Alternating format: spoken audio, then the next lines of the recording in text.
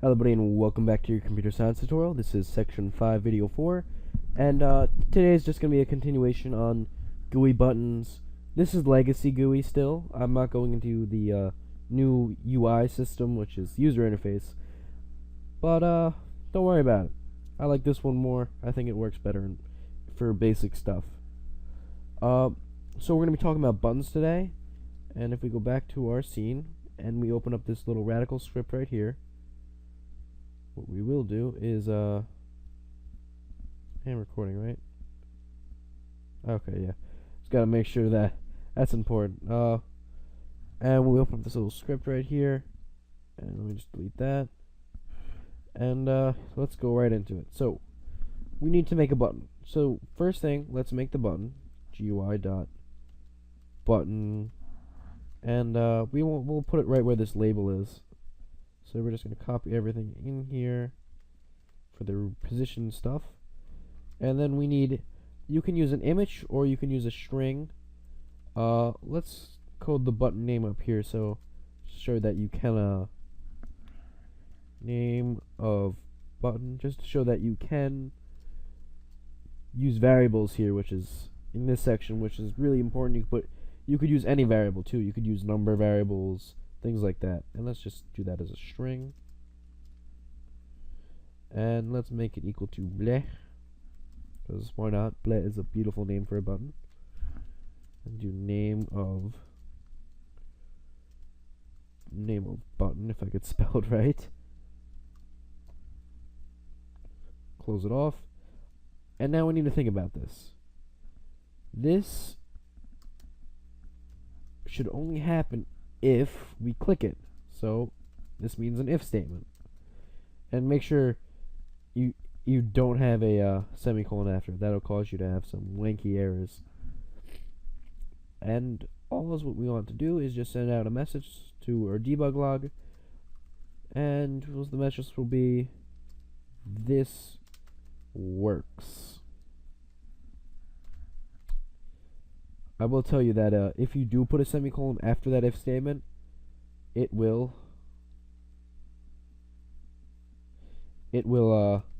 say that the button's being pressed constantly, which you don't want.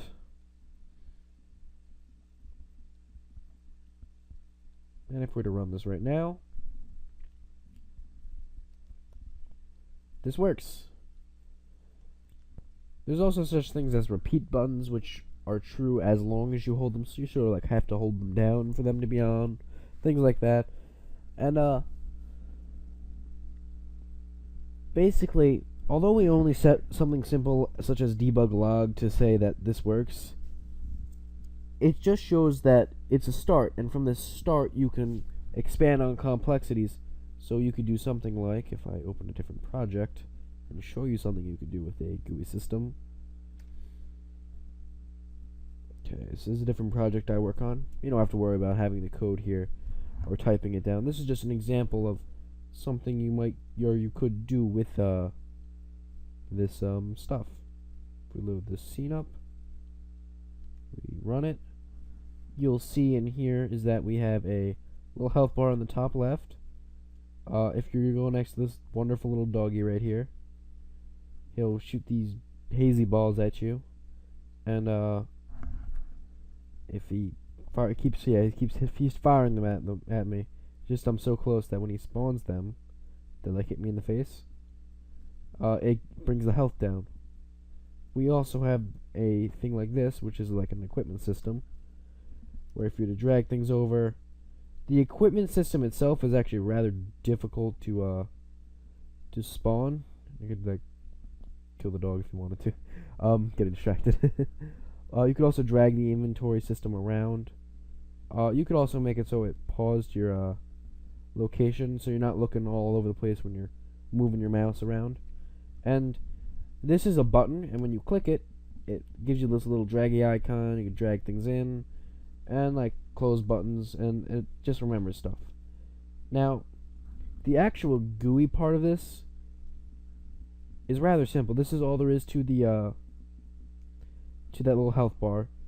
And we use a little nifty trick with the group settings.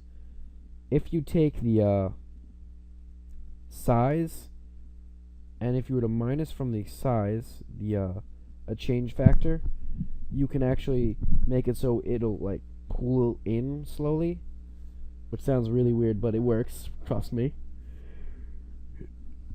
And it's like exploiting the relationship between groups. And you can have an infinite amount of groups too if you ever wonder. And like this is just how we show HP and like levels of someone if you want to have an RPG kind of game. The inventory GUI looks very, very menacing. It uses a lot more stuff in depth, but for the most part it's pretty simple. This right here lets you make the drag window if you're interested, and you just put those variables in and have a different one for every drag window you want. And yeah, and it does some cool manipulation of stuff. But you see, the thing is, although this says it's 201 lines long, it looks very, very menacing. The actual logic in the GUI is very, very straightforward. So this part, all like 150 lines of this code right here, was really, really easy stuff. The hard stuff is if you were to make the actual inventory system that keeps track of all your items. That's where the difficulty lies. So yeah, that's basic GUIs. I'm not gonna teach you how to make this kind of GUI because, well, you actually kind of already know how. You have all the parts basically. You just gotta piece them together. It's like a puzzle. So yeah, I'll see you guys next time.